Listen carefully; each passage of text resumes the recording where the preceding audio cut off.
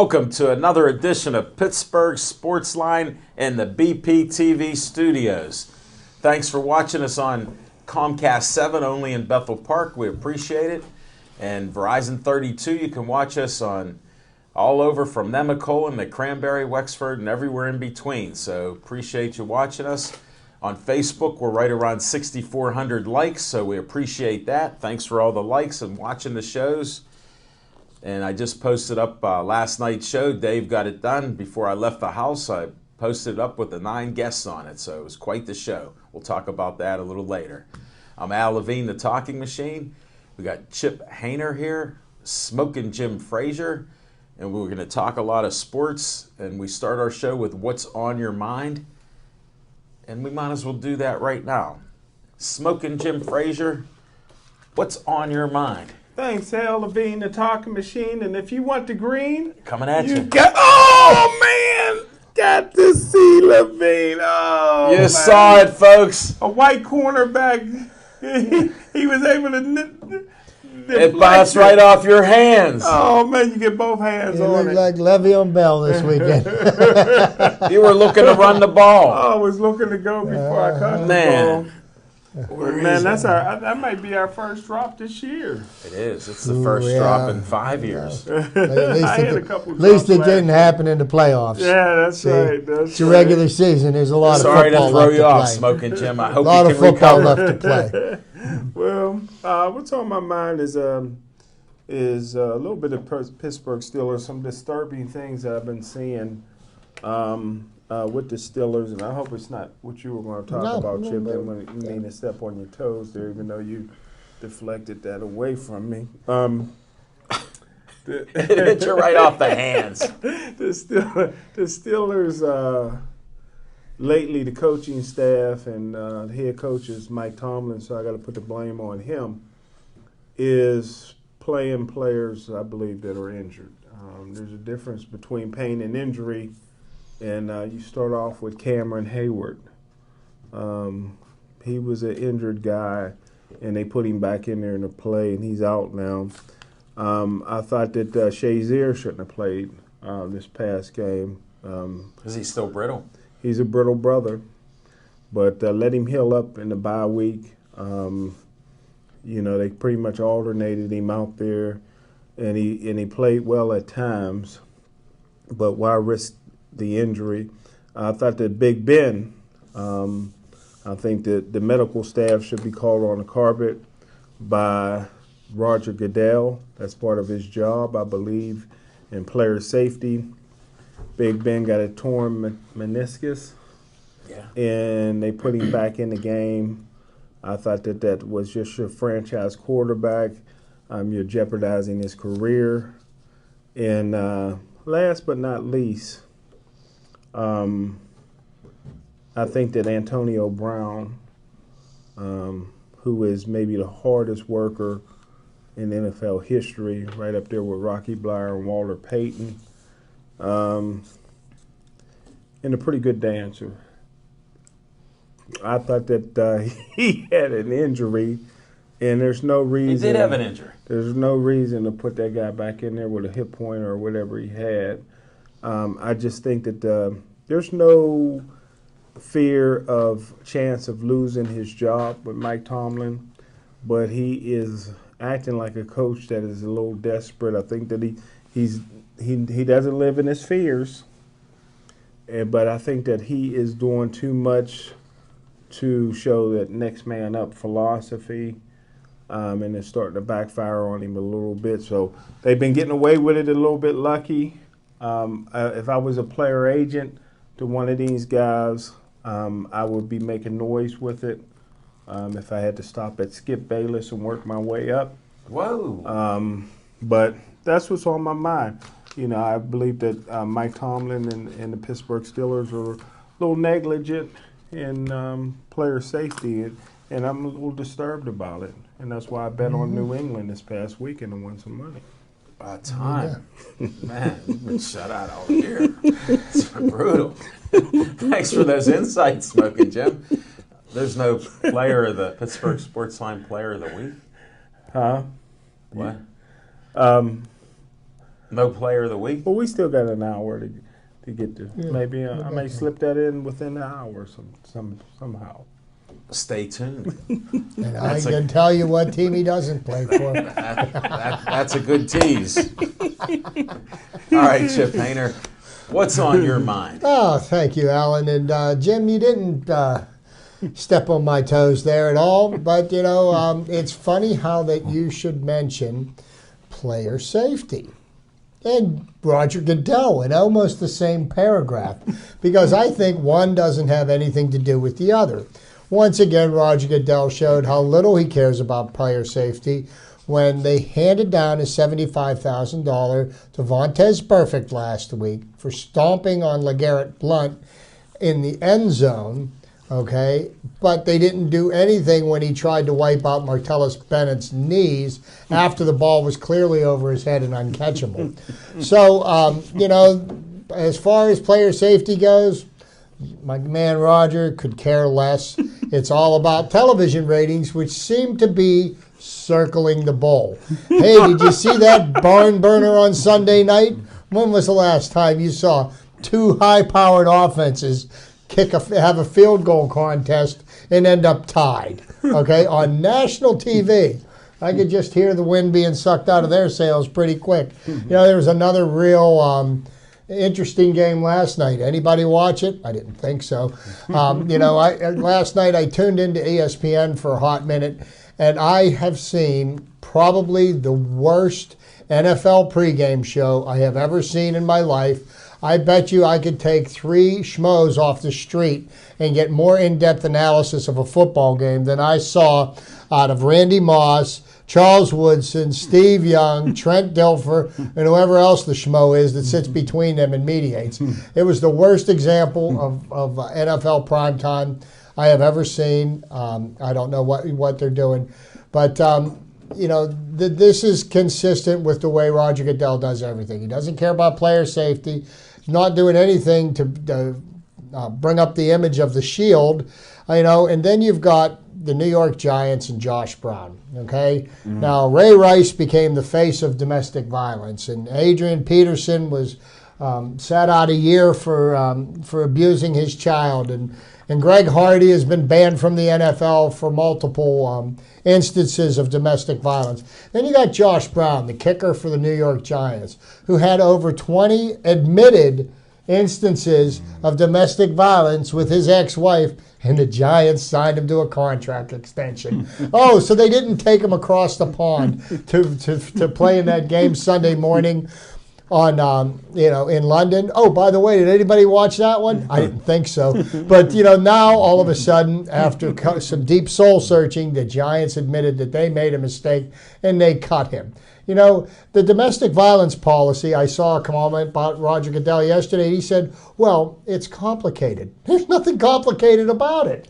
I mean, come on. You do domestic violence, you're out, period. It should be an open and shut case. Yeah, but I guess it's, I just don't understand it. Talk about player safety. Talk about how domestic violence is reprehensible. Talk about everything else that you do, and yet you're going to find somebody because they celebrate a touchdown in the end zone.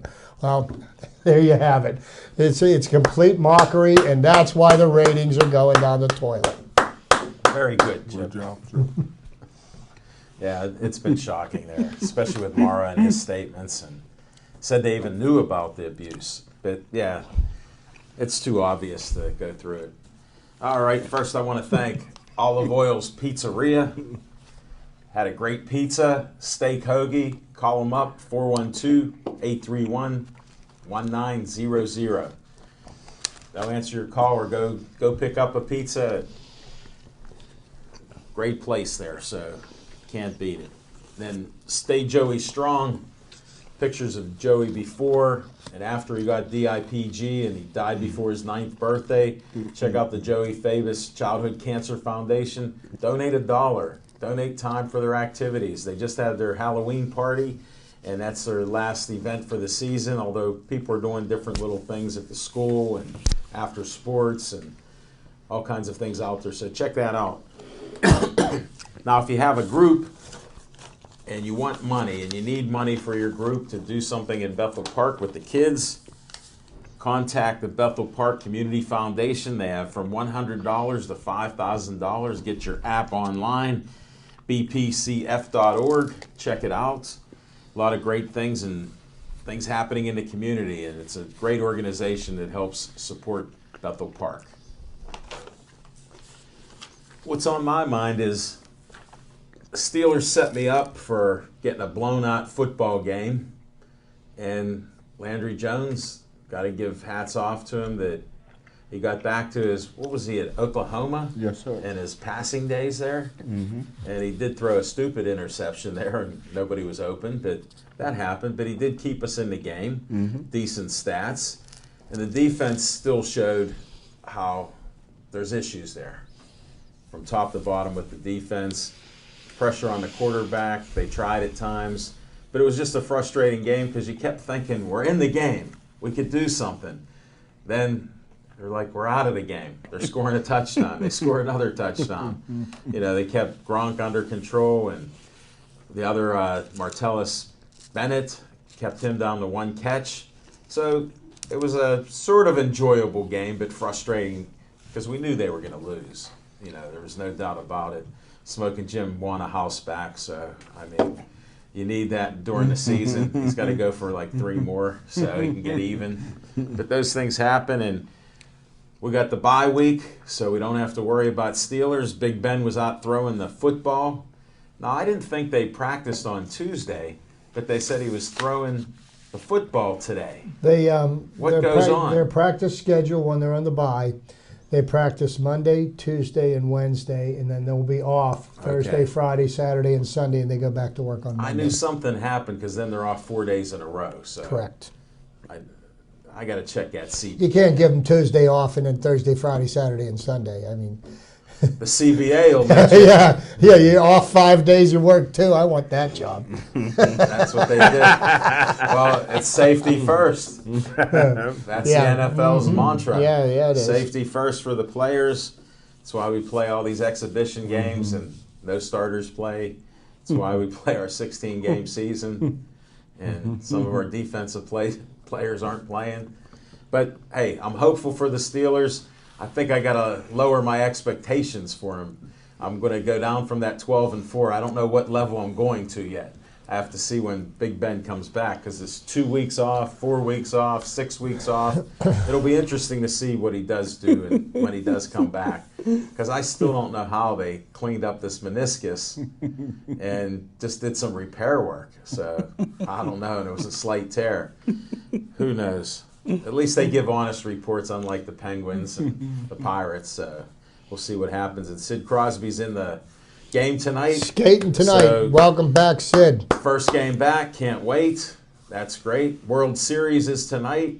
So you can watch us and then watch the World Series. And we'll give you our picks for that. So that's what's on my mind. And we're going to move forward to our next segments. Smoking Jim, we got to hear what fiction and fact from Smoking Jim's Almanac. Thanks, Al Levine, the talking machine, and I'll get you another pen. my fiction and fact is surrounded around the Pittsburgh Sportsline Player of the Week and Team of the Week. They come out. Yeah, you know, I was able to do a newspaper story that comes out tomorrow on the Woodland Hills West Allegheny football game, and I tell you what, man, it was What a game. West Allegheny. It tell you about teams being prepared. You know, Bob Pelko's a friend of mine, and I remember when he used to be a great flag football quarterback. Really? In the city of Pittsburgh, and this is a guy that prepares his team, man. They were stuck on the bus for 2.5 hours because of traffic and an accident on a parkway. They show up to Woodland Hills. Not only does he get his team off the bus and in uniform, but they did pretty much a full pregame warm-up and was able to start the game on time. That is, and the coaches, of course, I was with West Allegheny for the most part, in the pregame warm-ups. Root Sports was there. I watched some of the game. Yeah. Part of the game. And talked to Pelko, talked to Caputo, one of the former players, played at Wisconsin. And I tell you what, man, they did so much coaching. I think Woodland Hills had the superior talent by far. So West Allegheny is my team of the week. Player of the week is it's the first time I was able to be on the field to really watch Pittsburgh Sportsline karma unfold. A friend of the show, Brandon Lippert, haven't been really putting up big stats this year. He's a receiver, although he scored in the last 5 games in a row. But they're really not a passing team. They're a running team, run out of the Wildcat. But he put up a game on TV that really, he's only a junior, but it solidified his Division I scholarship. He had 6 catches, 137 yards, 2 touchdowns, and the 2 touchdowns were long, short catches and runs, 59, 56 yards. Everybody. He had 2 kickoff returns for 70 yards. He had 1 carry for 43 yards. He threw a pass for 19 yards. He had a punt return for 20 yards, 289 yards of total offense. I call him Brandon hydroplane Lippert. Because of the rain. Because of the rain and mud. And he just, was throwing the moves, didn't break stride. And they broke Woodland Hills' heart on homecoming. It's hard to beat a team in homecoming, and it's even harder to put a mercy rule on Woodland Hills, which is the first time that ever happened in school history at home. Wolverine is a tough place to play. Yeah, and it's a little overrated. But anytime anybody whoops Woodland Hills or Penn Hills, they're going to get team of the week, and it was close because Penn Hills got a beating too. How many blocks is that stadium away from Monroeville? Block and a half. So the Pittsburgh Sportsline team of the week. West Allegheny, I will be out there with my newspaper article tomorrow. I went Thursday to present it to Coach Bob Pelko and everybody. Wow. And the Pittsburgh Sportsline player of the week is none other than the humble Brandon Lippert. Pittsburgh Sportsline, yes. Great karma.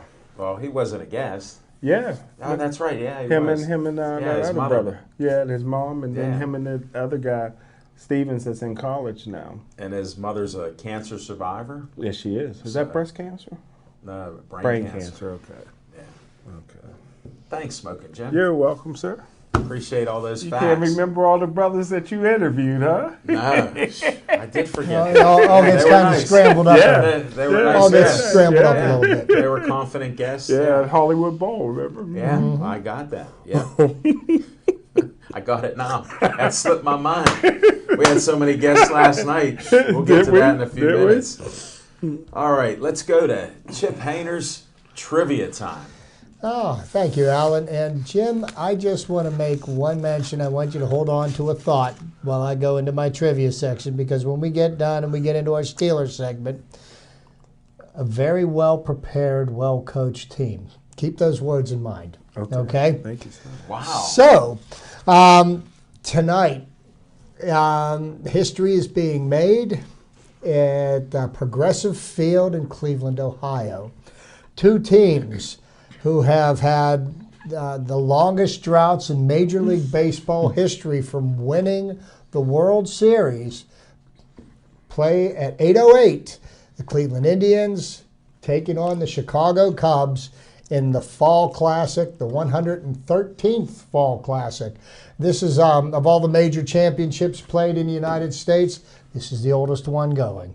So just to kind of give you an idea of the futility of both these teams prior to this year, I look at the Chicago Cubs history, and the last time the Chicago Cubs won the World Series was in 1908. And in the Chicago Cubs' illustrious career, They've won 2 World Series in their entire history. They won in 1907. They beat the Detroit Tigers. They beat them 4-0 in a 7-game series. And in 1908, they beat the Detroit Tigers. Back-to-back championships, and they haven't won one since.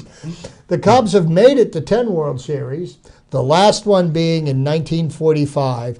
But the years where they've come up a little short were 1906. So they actually made it to the World Series 3 years in a row. Boy, is that impressive. They lost in 1906. They won in 1907, 1908. 1910, they lost to the Philadelphia Athletics. 1918, something significant happened there because the Boston Red Sox beat the Chicago Cubs. That would have been the last year that Babe Ruth pitched for the Boston Red Sox. And the last championship the Red Sox won until 2004. And by the way, the manager of their team was Terry Francona, who happens to be the manager of the Cleveland Indians. Wow. Okay, so if there is anybody that's good at breaking droughts, Terry Francona would be the man. And that is New Brighton's own Terry Francona. So there is a Pittsburgh connection there. Let's not forget that. The Cubs once again lost to the Philadelphia A's in 1929. 1932, they lost to the New York Yankees. 1935, the Detroit Tigers got some payback and beat the Cubbies. 1938, the Yankees spanked the Cubs again, and the Tigers beat the Cubs in 1945, 4-3. So they evened the score, so to speak, against the Cubs. Now, from 1945, the Cubs didn't make the postseason until 1984. And in 1984, in the championship season, the championship series, they lost 3-2 to the San Diego Padres. 1989, they lost to the Giants. 2003, they lost in the NLCS to the Florida Marlins, and that was the game where Steve Bartman reached out, interfered with a foul ball, even though the Cubs had a 3-run lead at the time. About that. Even though the Cubs had a 3-run lead at the time, the walls fell in. The Marlins won Game 6. They came back and won Game 7, and the streak continued. 2007, they lost to the Arizona Diamondbacks. 2008, they were swept by the Dodgers, even though they were a heavy favorite going into the postseason. And they haven't been to the postseason until last year. Last year, they beat the Pirates in the wild card game. They won the division series against the Cardinals, and then were promptly swept by the New York Mets in the NLCS. So that is the Cubs' illustrious postseason history, a team that is well over 100 years old, and they've made approximately 15 appearances in the postseason. Now, I decided to go with the long list first. Next, I'm going to go to the team that I'm rooting for this year, the Cleveland Indians, because their list is a lot shorter. And the Cleveland Indians have also won 2 World Series titles in their history. They haven't been to the World Series quite as often. They've only been there 5 times in their history. They were there in 1920, where they beat the Brooklyn Robins. They beat them 5-2. Wow. The 1948 World Series, they beat the Boston Braves. In 1954, Willie Mays made history by catching an incredibly long drive off of Vic Wertz's bat, and the Indians were swept by the New York Giants, and Willie Mays won his first World Championship. Then the Indians made it, I have always said this, 1994 was really a tragic year for the game of baseball, because that was the year that the owners and the players decided to strike, and the owners, to spite the players, canceled the World Series. And the very 2 best teams in baseball that year, either which, and I believe it would have been the Indians that won the World Series that year, were the Montreal Expos and the Cleveland Indians. And subsequently, the Indians missed their opportunity to win a World Series. When the World Series was resumed the next year, the Indians made it all the way to the World Series. They lost 4-2 to the Atlanta Braves. And out of 13 division titles in a row, that was the only year that the Braves won the World Series in the 90s. That's amazing. In 1996, they lost in the playoffs to the Orioles. 1997, again, a very strong Cleveland Indians team went into the World Series against the Florida Marlins. And once again, the Cleveland Indians came up short. Jim Leyland won his first and only World Championship, 4-3. 1998, the Indians made it back to the ALCS, only to be beaten by the Yankees, and they made it to the Division Series in 1999. In the 2000s, they've made the playoffs 3 times. 2001, they lost in the Division Series. 2007, they lost in the ALCS to the Boston Red Sox, 4-3. And in 2013, they lost in the wild card game. So I'm pulling for Tito Francona and the Cleveland Indians to continue the drought for the Chicago Cubs. I think it is the Indians' year. And as much as I have always taken great joy in kicking any Cleveland sports team while it was down, I'm proudly, this is Cleveland's year. I'm proudly rooting for the Tribe this year. So let's go Tribe, and it all starts at 8:08 this evening. Do you wish that Cleveland's coach was the Pirate manager? Yes.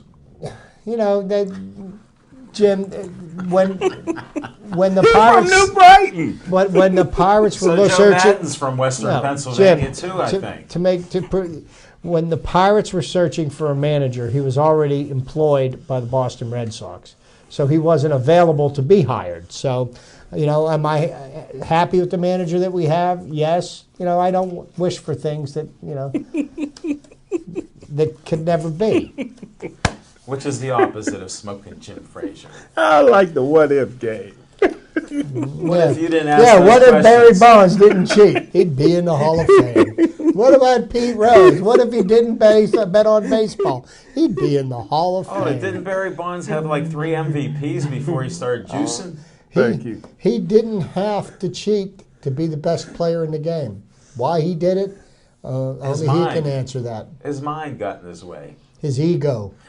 That's part One of the 7 deadlies. Yeah. Well, thanks, Chip, and thanks for the extra smoking, Jim. Got some nonsense on top of it again. Can't believe what happened.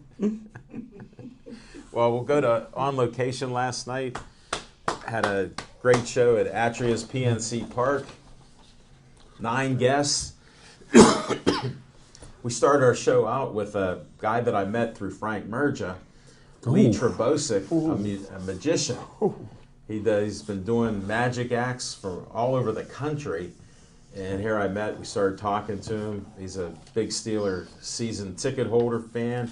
He had a story he told taking his dad to the Super Bowl in Dallas, although they lost. He told that story. And he's doing something that hasn't been done in 100 years. You've all heard of Houdini. Well, Houdini performed in Pittsburgh 13 times. And one of the things he did his thing where he's in a straitjacket, upside down, held by a chain, and they drop him into a tank of water. That was in November 6th, 1916. Well, it so happened Lee told his story about that. He's doing it Sunday, November 6th, between 10:30 and noon. People are going to film it. He's going to perform that act. And he's been training for it. He'll be in a straitjacket. He'll release himself from that and get out of the tank of water. I believe that Houdini had some kind of a medical issue when that happened. I believe it may have been some type of a hernia or something like that. That may have affected him. But I do remember there's some interesting backlog to that. Oh, yeah. Well, he ended up performing as late as 1925 in Pittsburgh also. But, yeah, he had some issues there. He was in great shape. Houdini was a genius marketer and all that stuff, but Lee was a great guest. Then we had a lady with an app, a friend of Jody Velasquez, Annie Herdshot. She come on and give a show, and we had Pittsburgh Passion running back, Sierra Chick, one of our favorites. She come back with her baby girl, Kinsley, who I actually interviewed on TV. She's 6 months old, so it was a little difficult to get any words out of her. I was going to say, she couldn't get a word in edgewise, right? No, she did hold the mic. She held the mic, so we did get that.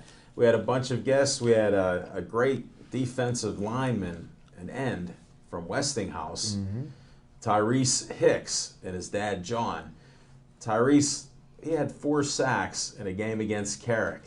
He's just unbelievable. He has a 3.6 grade average, smart kid. He's a junior. He got another year, and he's lights out in what he's playing. They play Brashear this week at George Couple Stadium. I said I'd be up on the bridge looking down like the rest of the people, checking out the game. But he's quite the athlete and just very articulate for a 16-year-old. And he works out. He's in great shape. So check him out this Friday, George Couples. And we had a couple other guests. Will Macon, one of the best basketball players, who's going to get in. He's one of the inductees for the 2016 Pittsburgh City League Hall of Fame. He gave us quite the information from Chicago to Spain, Italy, played basketball in Europe, come back to Chicago, then Pittsburgh. He's been in Pittsburgh the last 5 years, so great interviews. We'll be back there November 14th, so check your calendar for that. You forgot Pretty Boy. Oh, man. Well, Pretty Boy's the MMA fighter. How could I forget him? He got injured in one of his fights and hasn't fought since. So he's debating about getting back in to the cage. And so we had some great guests there. It was great to have everybody out there. We had Glenn Anderson and Dave Young with Pittsburgh, what is it? Association with basketball coaches that they do. I think that's it. Yeah, they started something with Jamie Dixon, and Jamie Dixon, of course, left before they could get situated. But they're doing great things in the area with coaches and seminars and information out there. So a lot of good people. We'll be on November 7th, Hollywood Lanes. Check us out there, 7:30 to 8:30. We'll have a show in that great venue, so check it out. Next week, no show. It's a 5th week. Don't have one scheduled for the 5th week of each month. There's only 4 of them each year. We're working on it. Maybe next year we'll do that. But nothing on Halloween, so trick or treat, and don't worry about stopping in to see Pittsburgh Sportsline. All right, let's go to Steeler talk.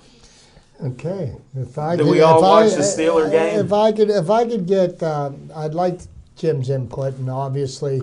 Well, you set him up to think about something. Well, he touched on some things, and he's kind of taken Coach Tomlin to task. But some of my observations from the game, and I just would like Jim's input after I share some of my thoughts. These are some of the things that I thought while I was watching the game.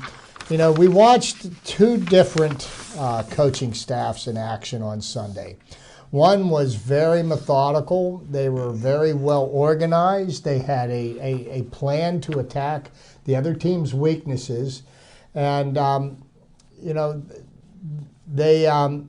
time Ryan Shazier was out of the game, they threw short crossing routes in front of Lawrence Timmons, who couldn't keep up with the wide receivers. They did it again and again and again and again, and it kept working, and they kept getting first downs out of doing it. And I think by watching the New England Patriots, you're watching what it takes to win a championship when you look at the way that their coaches manage the game and they manage their players. You look at the Steelers, there was no continuity. Mistakes were being made, and there was no accountability for that. The Steelers, for them to have beaten the Patriots, they needed to capitalize on the mistakes the Patriots made, and they did. The Patriots did make mistakes. We did not capitalize on them, and we could not avoid to make mistakes. We made multiple mistakes, at least 10 penalties, one which brought back a touchdown, which could have changed the course of the game. Also, Jarvis Jones showed up for one play, and probably actually played the best game of his Steeler career.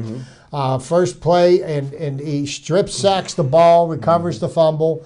And then, Landry Jones goes for Antonio Brown in the end zone. And what I didn't understand is, okay, when you're throwing the ball up in the air like that and it's one-on-one, either you catch the ball or you make sure that the other guy doesn't. And somehow Antonio Brown didn't get that message. Subsequently, there's a 14-point swing there because he did throw it more directly to the New England player, where it would have been difficult. You know what? You mugged the guy. Yeah. I mean, what are they going to do? Throw a flag? They're going to give you a 10-yard penalty. You still have the ball. Show them one of your shoes. I mean, maybe you'll distract them. Put a shoe on them. You know, if you looked at, I looked at Tom Brady. There was less than a minute left in the game, and you looked at the intensity on his face. He gets up and he starts warming up, throwing the ball around. Mm-hmm. They were up by 11 points, okay? He was so focused until that clock has all zeros on it. He was still ready to play the game. At the end of the first half, at the end of the second half, the Steelers were walking around, milling about, not hurrying back to the huddle, wasting time when they could have done something to extend their ability to. So there's poor time management for the Steelers.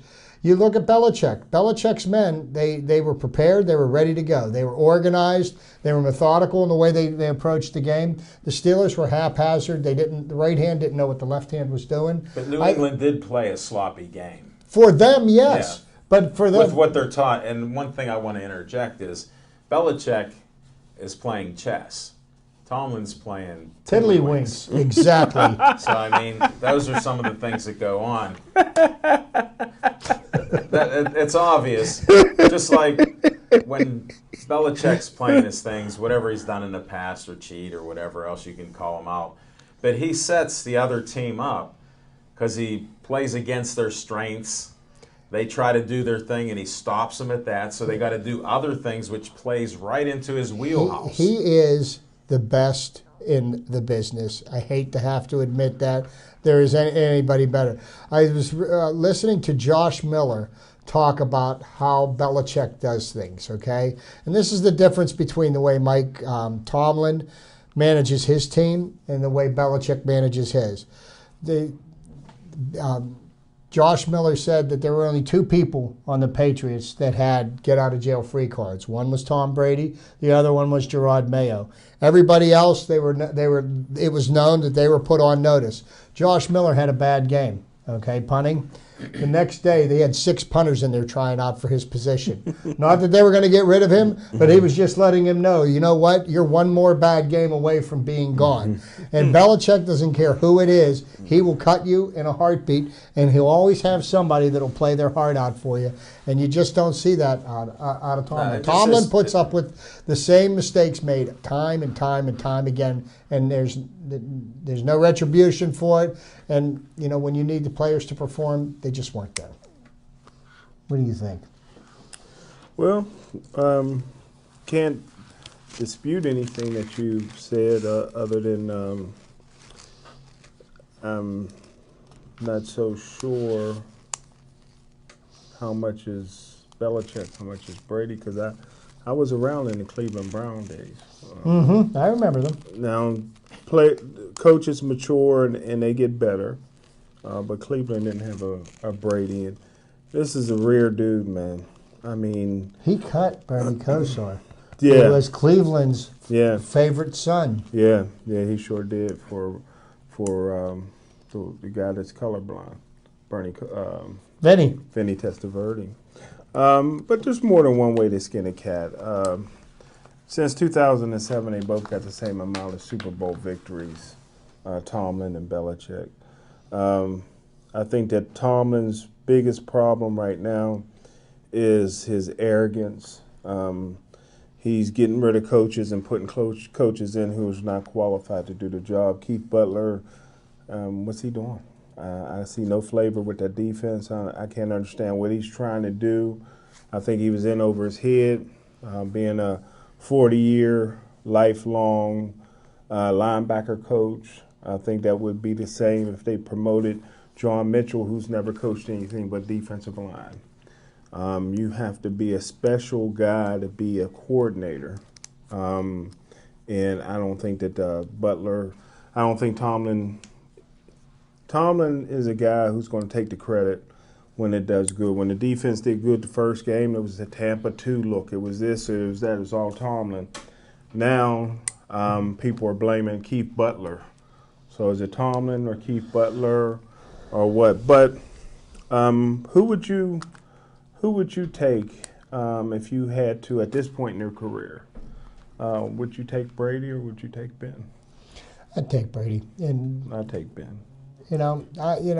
Brady is just. I mean, I'll take Brady. He's just that good. It's funny you bring up the point about Keith Butler because I didn't even really get to him yet. But, I mean, here you go. 7 games into the season, the Steelers have 8 sacks. That's inexcusable. 8 sacks. There's a player for the Buffalo Bills. I think his name is Lorenzo Williams. Mm-hmm. Never heard of him before this year. He's got 9 sacks. Wow. Okay?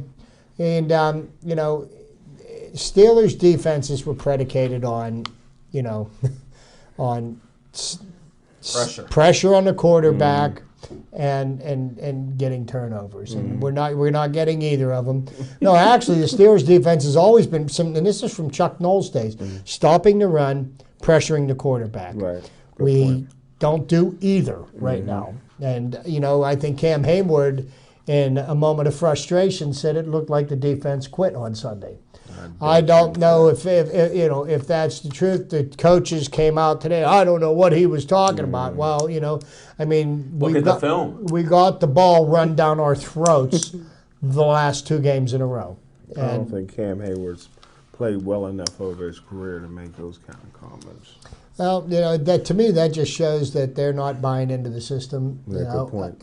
So. If the players aren't believing now, John Mitchell, I listened to an extensive interview with him saying the problem with them not being able to stop the run, that guys aren't hitting their gaps. They need to play the defense that's called. They're in the gaps. Well, that's what's I don't know about all that, but I mean, for 2 teams to torch the Steelers for over 400 yards rushing in the last 2 games. You're not going to win a lot of games doing that. And if we don't find some way of generating pressure on the quarterback, I mean, look at Brady. His uniform wasn't even dirty at the end of the game. There's no way a Bill Cowher coach team or a Chuck Noll coach team would allow a north-south running back that walked off of your football team to come in here and run that freely. I mean, they would have stopped LeGarrette Blount. They'd have been having a helmet on him as soon as he got off the team bus. And for him to be able to run that cleanly, I don't care if Brady threw for 500 yards. Blount was not supposed to do what he did against Pittsburgh Steelers. Not after them, cutting him. Getting rid of him off the team. Well, he walked off the team. Yeah. And they let him go. Although I wouldn't have done what they did, but. Late breaking news: 1-0 Florida, and Matt Murray's back. And by the way, I forgot to make note of Jim's favorite hockey player who's in Pittsburgh tonight. Jaromir Jagr is here tonight. Man. 44 years old. He's playing against our Pittsburgh Penguins. Wonder where he's going after the game. Somewhere where he isn't liked. Little side note here: we got stuff going on everywhere. Yeah, we just have to be that A way. little reminiscing. Hey, at 44 years old, he's still playing quality hockey. But he's third all-time leading scorer. But getting back to the Steelers, there's still a lot of football yet to be played this year, and 9 games. Antonio Brown, with no help, and other Antonio Brown, I mean, what other wide receiver right now do we have that's a threat? You got one-handed Sammy Coates. You've got Elijah Rodgers, who didn't show, basically didn't play. This kid Hutchinson, I don't know who he is or where he came from. He seemed to make a couple of nice catches this past week. But, Antonio Brown, though, he may have gotten some statistics. And then what happened to the tight ends? Well, you couldn't throw to a tight end? They were open all the time. Yeah. 6'7". Holy heck. That's easy target. Yeah, he can catch a ball. He just can't block and that well. And here's the next thing. You had Landry Jones throw the ball 47 times. Wow. Okay. Wow. 47 times he threw the ball, and I don't think more than 42 of those passes traveled more than 5 yards. And especially when you're getting down into the prime of the game where you need to manage the clock, get your receivers out of bounds, we're throwing a 3-yard curl pattern in the middle of the field so that when the runner gets tackled, we're not stopping the clock. We only have one timeout left. We've got to spike the ball, so you're losing a down. It just... Well, there was no urgency. Yeah, especially in the 2-minute warning in the first half and in the second half. And that, I blame the coaches for that. Well, what does Alan Levine, the talking machine, been saying for a number of years? Todd Haley was brought in to run the football, and that has not happened. We throw more than ever. That was just a Houdini move. Whoa. Smoke and mirror. You pulled the Make me want to start laying in my house when upside you hear down. that he threw the ball 47 times, you didn't realize that. I mean, that's... generally when a quarterback's throwing the ball 45 to 50 times a game, you're losing that game. Or you're behind and you're trying to play catch-up. And here's what the shame of the whole thing was. The Steelers, by rights, should have won that game. I mean, the Patriots played sloppily enough for the Patriots that the Steelers they kept shooting themselves in the foot. They kept on shooting themselves in the foot. We took one step forward, 2 back. And to me, again, that's what are your coaches doing if they're not teaching you the proper techniques? 10 penalties. I mean, what are you doing in practice if you're not practicing on the fundamentals? There's something missing there. There is a way to tackle a defensive lineman without getting a flag. Yeah. Well, it happens all the time, right? And there's a way to stop the run by being in the gaps. There are gaps. You can see where the gaps are running. If the worst case scenario, the guy trips over you, because it doesn't seem like we have the ability to wrap anybody up. Because if you notice, and this is another thing that is not indicative of Steeler defenses, is that the first guy that hits the runner very rarely brings him down. True. Yeah. How many times, look at Troy Polamalu. How many guys did he hit and put down, A young James Harrison, he used to swallow ball carriers. Well, Artie Burns put a receiver down pretty good. What do you think of that penalty? In that football, you grab them and you tackle them down. I personally didn't see that, but we're worried about player safety, aren't we? That was just a continuation. I don't think that was a late play. I mean, he grabbed him. The guy was still fighting for yardage, so he went boom, and he dropped him on the ground. I mean, he didn't drop him on his head. Guy's got pads on, but I don't know, for whatever reason. In the NFL, that's a penalty now. You can't. Yeah, but the thing you can't swing them down to do that. In the NFL, that's just how it is now. Yeah, but Alan, that would be great if they call that every single time. But you know what? There's no consistency. It's just like the way they hand out punishment. There's no consistency to the way they do anything in the NFL. One play, it's a penalty. The next play, not so much. And Artie Burns been struggling to make tackles, so I guess he wanted to make sure he made that one. Well, he did, but he put an exclamation point on it, and they got him. That's what happened. Butler was looking to make another call for another defense. He didn't see what happened. So, and with Butler, he got lucky last year. We got some faster guys, and he kept sending. We had blitzes every play, so it made a huge difference. Last year, he blitzed his way into having the defense look a little better than they were. Although we were nervous at the end of every game whether we could hold a lead. Yeah. Because that's a huge detriment to your team that you can't stop anybody. Well, what kills me is that we've got all these high draft picks on linebackers, and we've got 8 sacks in 7 games. You were talking about this young man who played at Westinghouse. He's got 4 sacks. He's got half the sack total for the entire Steelers football team. Just. And the week before, he had 2 sacks. We have the fewest number of sacks in the NFL. I mean, There's a reason for it. Did you see what John Harbaugh did in Baltimore when the offense? He fired the defensive coordinator. Isn't that what he did? Well, what's wrong with doing that? If this guy isn't getting the job done, I'm sorry. You have to admit that maybe this is not the right man for the position. Can I change the subject just for a quick second? Sure, go right ahead. Jump back on there. I just wanted to say congratulations to Penn State and Penn State's assistant head coach Terry Smith, who got those guys playing some ball. Where's Terry Smith from? I want to tell you something. Let's get on to that subject. That Penn State game Saturday night, I'm just gonna tell you. Best game I slept through all year. I mean, I watched the whole game. It was no, a great game. I'm serious. I put the game on, and and I put my head down, and I thought, you know what, they're just going to get steamrolled. This is not. It's going to be a bloodbath. And I woke up and I looked at my phone and I said, "Holy cow! Penn State beat Ohio State. Who would have figured?" Yeah, it was a great game. Hurrah for Penn I State. had Penn State winning that game. I didn't put any coin on there, but although I thought Penn State would win every game for the last 2 years with Terry Let's Smith, not fail to mention number 12th ranked West Virginia. Man, I watched that game. I watched that. What a nice team they have. They do. I mean, Dana Holgerson, I thought he was going into this year like trampling on eggshells, because I thought, man, people were getting a little fed up with his team. Did he stop drinking? They got more people on his bandwagon. I think they kept him out of the casino. Okay.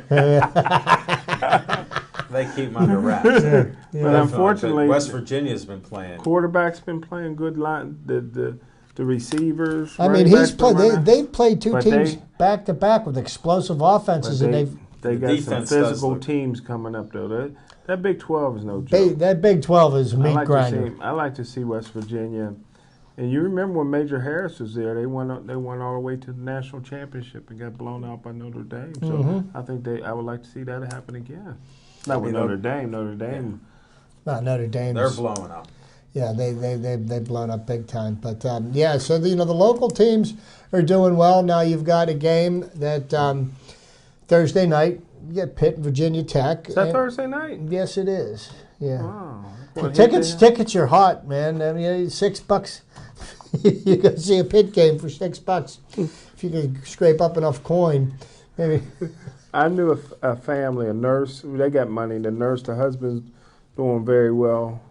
They bought 3 tickets at $1,300 a piece. The husband's a New England fan, so they spent over $4,000 to go to the Steeler game on Sunday. Go to the Steeler game on Sunday. $1,300 a piece. Yeah, and then the 500 section, the price for the tickets, because they've got this flex pricing now for the Steelers. They were $96 a ticket. And they're saying 500. So for season ticket holders. Now, when I went to the Kansas City game, my tickets were only 72, same seats. Wow. So it's their flex pricing. They'll be soaking everybody when the Cowboys come to town. Yeah, that's what they're going to do. Yeah, you can bet on it. What do you think? What do you think? Cowboys will keep riding this young boy or go with Romo? Well, you know what? I mean, you talk about brittle brothers, and I mean, there isn't anybody more brittle than Tony Romo. True. I mean, Tony Romo can, he reminds me of Vinny Testaverde. He's a guy that can play the quarterback position well, but do you know that if you watch him play long enough, that sooner or later he's going to step on it? And he does it time and time again. I say stay with Dak. I would keep Prescott in there. I mean, he seems ride that horse. And wait a minute. Do you know what round he was drafted in? Fourth round. Fourth round. Do you know any other quarterbacks who were drafted in the fourth round? Yeah, Landry Jones. Yeah, boy, that's amazing how you can find a quality quarterback in the fourth round. We can't. But to give the Steelers a little break on that, give the Steelers a little break on the Landry Jones being a backup. Bruce Gronkowski was supposed to have that job. And I think he got hurt against that. Yeah. He was supposed to be the third string quarterback, and it's and at what point and how high in the draft do you think they should grab a quarterback this coming season? It's up to Ben. Ben will veto any high round draft choice of a quarterback. Only reason Dallas was able to get Dak Prescott because it was the fourth round, and they didn't think that this guy, even though he had as a junior, he had Mississippi State, the number one team in the country for about 3 or 4 weeks. Right, I remember that. Romo didn't do his homework, or he'd have told Dallas, don't draft that kid. Ben will not allow somebody to come in here to affect his bottom line. Well, what do we got left? What do you think we got? About 4, maybe 5 years left out of Ben? I think Ben can play as long as he wants to play in today's I tell you what, this is the one thing, about Ben, and I think Ben is a much better quarterback now than he was. Through 2 more kids. Well, No, he's done that. the injuries are going to take their toll. Great Ben pitcher. took a beating when he was young. Yeah, he did. And that's going to show up more so as he gets older. You notice that, Peyton Manning really didn't take a beating in his career. Tom Brady really hasn't taken a beating in his career, and they had longevity. Now Brett Favre took beatings. Brett Favre was he was a freak of nature. So it's Ben. But let's see. Maybe he'll make it till 40. It just shows you, as far as being a Super Bowl contender right now, it's only we're going into week 8. And I put big question marks. Give me a record. Give you a record? I know machines come down from 12-4 to 9-7. 10-6. 10-6. No, I'm thinking the Steelers can go 10-6 because you figure. See 10 wins out there? Yeah. Well, okay, I got 2 against the Browns, and we should be able to beat the Ravens once. And I don't know who else we got, but on the horizon. But I mean, I don't see how Cleveland's going to beat anybody this year. Cleveland in their first 7 games have used 6 quarterbacks, and I think they may set the NFL record for most quarterbacks used in a 16-game season. Yeah, it's definitely possible. They got trouble. Can they average 1 a game? And you know what? They might be so desperate for a quarterback that Johnny Football might look like a viable option for them. I don't think. I think they're done there. That option's You don't gone. ever forget they're the Cleveland Browns. Another woman beater. Is he? He go after rest. Smoking Jim, you got the secret information. Yeah, It's just unbelievable. Jim's got the inside scoop. Well, So, we got 2 minutes to go. 2 minutes to go. Sid Crosby back from his concussion. We'll see how the Penguins do. Sid had a little time off. And actually, it's probably going to be the best thing for him because he played so much hockey, going into the Stanley Cup Finals and then having a short rest and going into the World Cup of Hockey. He won the World Cup. Maybe the fact that he got a little time to rest his body could bode well for the Penguins as the season moves on. It's real early in the season there. Have you watched any of the games? Have you seen any? I actually have not yet. I haven't Because really. Hornquist is playing out of his mind. Every game, just like he was during the playoffs, sacrificing himself. He ignited him the other day when he was. I want to tell you something. Just Out of all the unbelievable. moves that Mike Rutherford has made, I think that may have been the best trade that he made was trading James Neal for Hornquist. Everybody was complaining about it because he was cleaning house, but I think it was one of the smartest moves that he made. He's made some moves, and look, they won the cup. We're trying back to back. It's just Can't nice to be argue- able to say that. can't Let's argue try to with win success. again. Try to go back to back. Well, we're going to wrap this show up. Smoking Jim, what's going on? Food is good. I'm glad you got that last piece under your belt. Chip, thanks for everything. Appreciate it. Thanks to all of you for watching our show. We appreciate it each week. Thanks for coming out and seeing our shows. It's always a pleasure. Thanks to Dave Cable, director of BPTV, for letting us do this and venture out throughout the city. Thanks to Devin Shea and whoever walked in to help him. I'm sure you got maybe Ethan there and Connor. Maybe they're helping him there. But we appreciate it. I didn't hear what you said, but we'll have to check it out. See you next week or watch us on one of our Tuesday through Saturday night TV shows. Stay Joey strong.